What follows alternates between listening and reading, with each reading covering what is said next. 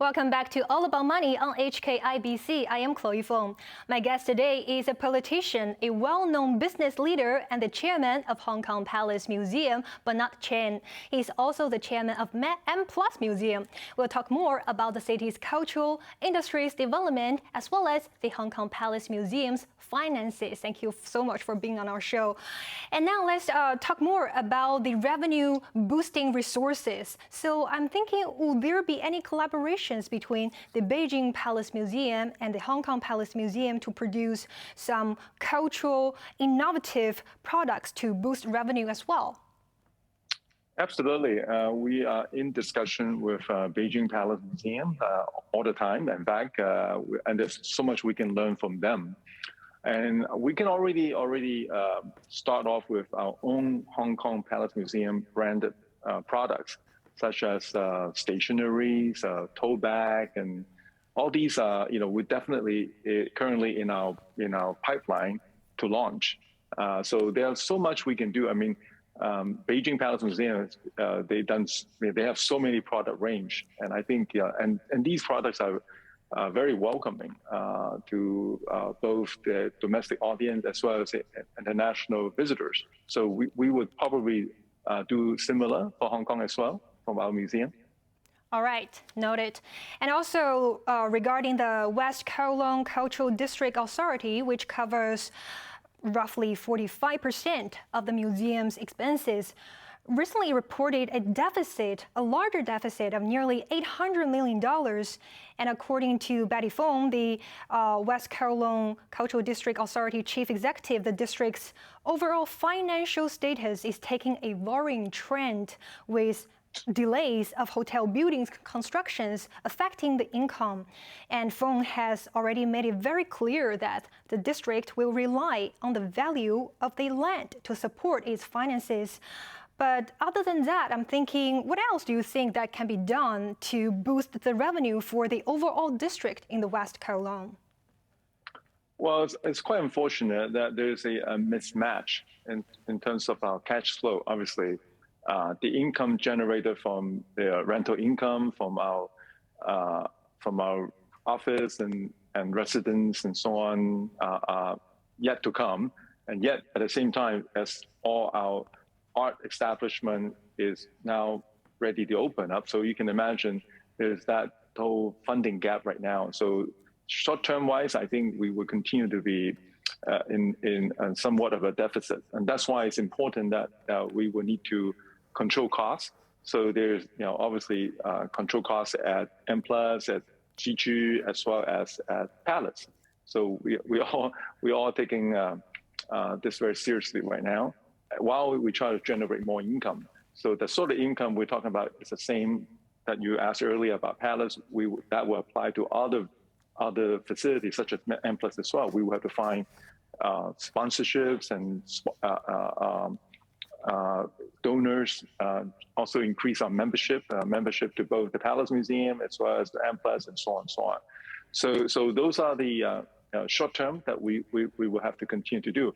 But over the longer term, though, I'm still very confident that we will, because as soon as these income coming from our rentals, rental income from whether it's a business, whether it's commercial, as well as our commercial and residential properties, that should help to bridge that gap over time. But it's going to take some time, though. Right. So, but at the moment, you still remain positive on its long-term financial sustainability. And also, I'm thinking about some controversies regarding the Hong Kong Palace Museum. Some argue that the opening of Hong Kong Palace Museum lacked transparency, as it was kept secret from the top-ranking staff members and announced before any public consultations was announced. And these voices, which have been raised in the past, is still ongoing. So I'm thinking, how would you respond to such voices? Well, first of all, the reason why it was kept secret, or I should put it, wasn't done in the same way how we did it with M+ and so on, because the rest of the West Kowloon Cultural District is really what we consider a bottom-up approach, right? So there's a lot of community engagement and so on. Whereas the Palace, it was really, and of course, such discussion is only at the very high level, because we need to. You can imagine we need to get the very senior endorsement of the idea of Palace Museum Beijing in partnership with Hong Kong. So that has to be kept at the very senior level. So it was not the same type of approach that we did with the rest of the other museums in the West Kowloon Cultural District. But you can understand the reason behind that. Now, but put that aside, how the process was done. The real issue is, do we want a Palace Museum Hong Kong, right? And clearly, based on what you are now able to see, I mean, we are about to open, and just based on the reaction from the community and the public, this is definitely the right decision, right? So whether or not how it was decided and so on, but the key is this a good thing for Hong Kong? And I totally believe that it is the best thing Hong Kong have, right? Can you imagine now we have established 70 already partnership with global art institutions? It's just to give you that. Don't listen to me. Listen to the endorsement given by all the institutions globally. So it would definitely going to put Hong Kong on the map together with M+. So we have the contemporary art and we have Asian Chinese art. So that's going to help Hong Kong to establish this whole cultural hub, arts and cultural hub for this region, if not for the world. So I think that was the right decision that we made, and we're glad that it's now finally open to the public. And I'm sure once the public get to see what is being offered in Hong Kong, I think that whole controversy will be put all aside. People will forget about it. All right.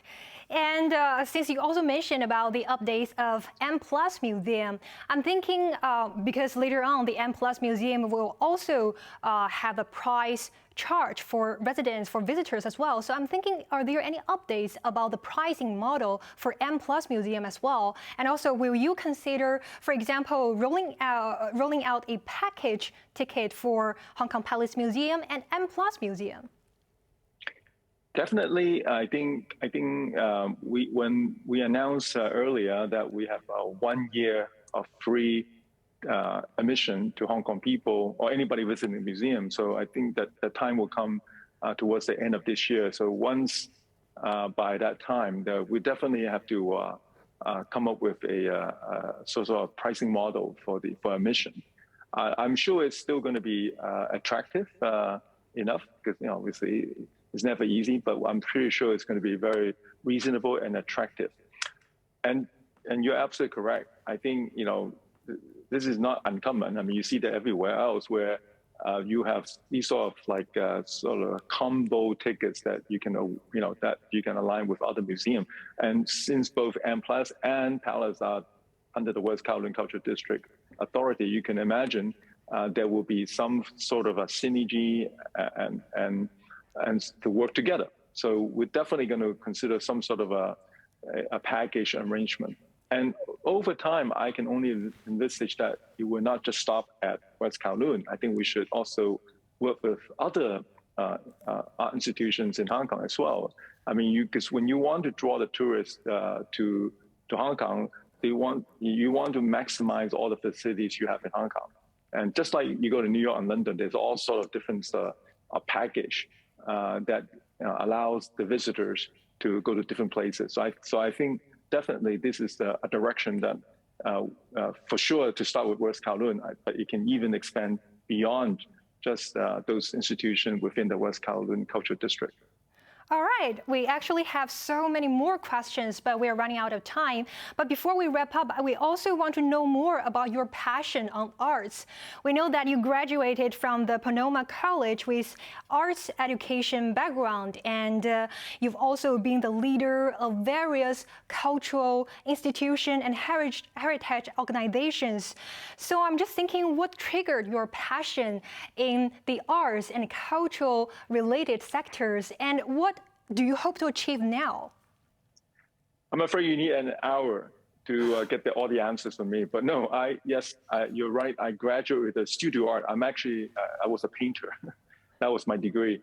But I never thought that my studio art degree will come to any use. So we're talking about 30-some years ago. But today, that's a whole different world. I mean, look at the whole ecosystem that's been built in Hong Kong, right? We have the hardware now with M+ and Palace and Xiqu and so on. I mean, West Kowloon. So amazing hardware. What we now need to build is the software. Software meaning the people. And I think this is the right moment. I think the young generation today aspire to do, they don't just want to look at, your good old professional stuff, not lawyers and accountants. They want more than that. So art and culture space is also very attractive to them.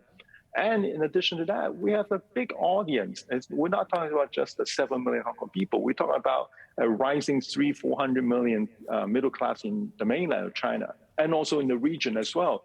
So there's definitely enough demand for that whole art and culture space. So I'm actually very excited that finally my art background can come to use. Thank you very much, Bernard. That's Bernard Chen, the chairman of Hong Kong Palace Museum. Thank you very much for your time and sharing. The museum has just opened yesterday, so don't forget to check it out. We'll be back on HKIBC next Sunday night. Until the next time, have a good night.